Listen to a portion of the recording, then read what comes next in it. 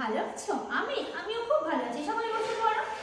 জানো, কালকে আমি স্কুল থেকে বাড়িতে গিয়ে অবাক হয়ে গেছি। কেন জানো? আমার দিদিমা এসেছে। খুব মজা করেছি। তোমাদের বাড়িতে দিদিমা এলেও মজা করো তোমরা? সবাই মজা করো। হ্যাঁ, আর দিদিমা আমার জন্য কি এনেছে জানো? মামার বাড়ির গাছের পেয়ারা। সেই পেয়ারা আমরা সবাই মিলে ভাগ করে খেয়েছি। আমি তোমাদের বলেছিলাম না, কেউ কোনো খাবার আনলে বা তোমরা কেউ কিছু খেলে সবার মধ্যে ভাগ করে খেতে। এই পেয়ারা ভাগ করতে গিয়ে একটা মজার ঘটনা ঘটেছে। কি ঘটনা ঘটেছে তোমাদেরকে বলবো তো সেটা। তার আগে বলো দেখি, তোমরা সবাই কোন শ্রেণীতে পড়ো? বলো। ঠিক বললে তো, তোমরা সবাই পঞ্চম শ্রেণীতে পড়ো। আর আজকে তারিখ কত কে বলবে দেখি? সবাই হাত তুলেছো তো। রাতুল, তুমি বলো আজকে তারিখটা কত? হ্যাঁ, ঠিক বললে। আজকে ডিসেম্বর মাসের 6 তারিখ। একদম ঠিক বলেছো। আচ্ছা, কি বলছো রিমা? কি বলছো? গল্পটা তো বলবো। অবশ্যই তোমাদেরকেই তো গল্পটা বলবো। হ্যাঁ, আমার দেখো, তাহলে আমার বাড়িতে কে কে আমরা থাকি তোমাদেরকে আমি গল্প বলেছিলাম। আমি, আমার বাবা, আমার মা, আমার বোন, 4 জন থাকি।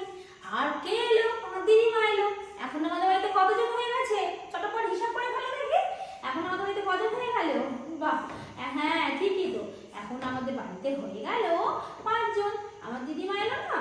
দেখো, এই দিদিমা পেয়ারা এনেছিল। মা কি করলো জানো? প্রথমে একটা পেয়ারা নিল। হ্যাঁ, নিয়ে সেটিকে সমান 4টি টুকরোতে ভাগ করলো। তাহলে এটা কি আর গোটা রইলো না? এখন কি হয়ে গেছে? টুকরো হয়ে গেছে, ভাঙা অংশ হয়ে গেল না? তাহলে এই প্রত্যেকটা থেকে এক টুকরো করে নিল। 4টে হয়ে গেল। কিন্তু আমরা তো এখন 5 জন, একটা পেয়ারাই হলোই না। মা কি করলো জানো? মা আরো একটি পেয়ারা নিল এবং সেই পেয়ারাটিকেও সমান 4টি টুকরোতে ভাগ করলো। নিয়ে সেখান থেকে এক টুকরো নিল। তাহলে বলো তো দেখি এখন কত টুকরো হয়ে গেল? 5 টুকরো কিন্তু আমরা খেয়ে নিলাম 5 জনের প্রত্যেকেই একটা একটা করে। হ্যাঁ, গোটা জিনিসের ভাঙা অংশটা। তাহলে এই পেয়ারাটিকে সমান 4 ভাগে ভাগ করে তার 4টে ভাগই আমরা খেয়ে নিতে পেরেছি। কিন্তু এই পেয়ারাটিকেও সমান 4 ভাগে ভাগ করে তার মাত্র একটি ভাগ আমরা খেয়েছি। হ্যাঁ, তাহলে বলো তো মোট কত টুকরো আমরা ব্যবহার করলাম? কে পারবে? আচ্ছা আচ্ছা আচ্ছা, কে বলবে? ইউসুফ তুমি বলো দেখি, বলে ফেলো। হ্যাঁ, আমরা মোট 5 টুকরো ব্যবহার করেছি। একদম ঠিক বলেছো। আচ্ছা আচ্ছা, তুমি হাত তুলেছো না মাইকেল? কি বলবে বলো? আমি ভুল লিখেছি? কি ভুল লিখেছি মাইকেল? লবটা বড় হয়ে গেছে আর হরটা ছোট হয়ে গেছে। বাহ, তুমি তো দারুণ খেয়াল করেছো। মাইকেলের জন্য একটা ছোট্ট হাতালি হয়েছে সবাই মিলে। ও কিন্তু খুব সুন্দর জিনিস খেয়াল করেছে। ঠিকই তো। ভগ্নাংশের ওপরের জিনিসটাকে আমরা কি বলি? লব বলি। আর ভগ্নাংশের নিচের সংখ্যাটাকে আমরা কি বলি? হর বলি, তাই না? তো আমরা এতদিন কি রেখেছি? লব সবসময় হরের থেকে ছোট হয়। কিন্তু আমি তো উল্টো লিখে ফেললাম। আর লব সবসময় কি হয়? ছোট হয়। আর হর বড় হয়। এই ধরনের ভগ্নাংশগুলিকে আমরা কি বলতাম বলো তো? তোমরা গত শ্রেণীতে পড়েছো। কি বলতাম? প্রকৃত ভগ্নাংশ। বাহ, এই তো তোমাদের মনে আছে দেখছি। হ্যাঁ, প্রকৃত ভগ্নাংশ বলতাম। কিন্তু এই ভগ্নাংশটার ক্ষেত্রে কি হলো? ঠিক উল্টোটা হয়ে গেল। এর কি হলো? তো দেখছি লবটা বড় আর হরটা ছোট। তাহলে একেও কি প্রকৃত ভগ্নাংশ বলবো? না না না না, একে প্রকৃত ভগ্নাংশ বলবো না। এর নাম দেবো গো। কি নাম দেবো? হ্যাঁ, এর নাম দেবো অপ্রকৃত ভগ্নাংশ। কি নাম দেবো বললাম বলো তো? অপ্রকৃত ভগ্নাংশ। আর আজকে আমরা এই অপ্রকৃত ভগ্নাংশই শিখবো। কি ভালো লাগছে তো? বুঝতে পারলে? তাহলে আজকে আমরা কি শিখলাম বলো তো? কি শিখলাম?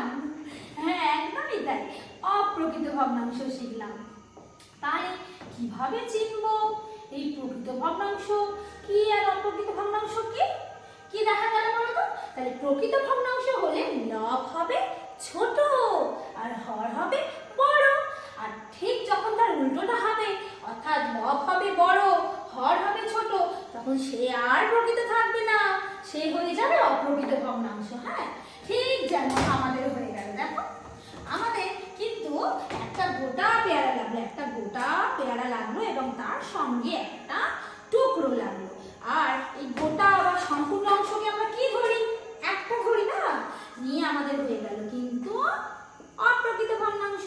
তাহলে তাহলে বলো দেখি, বলো দেখি, বলো বলো রাহুল বলো, এইটা কি ভগ্নাংশ? বলো দেখি, এটা কি ভগ্নাংশ?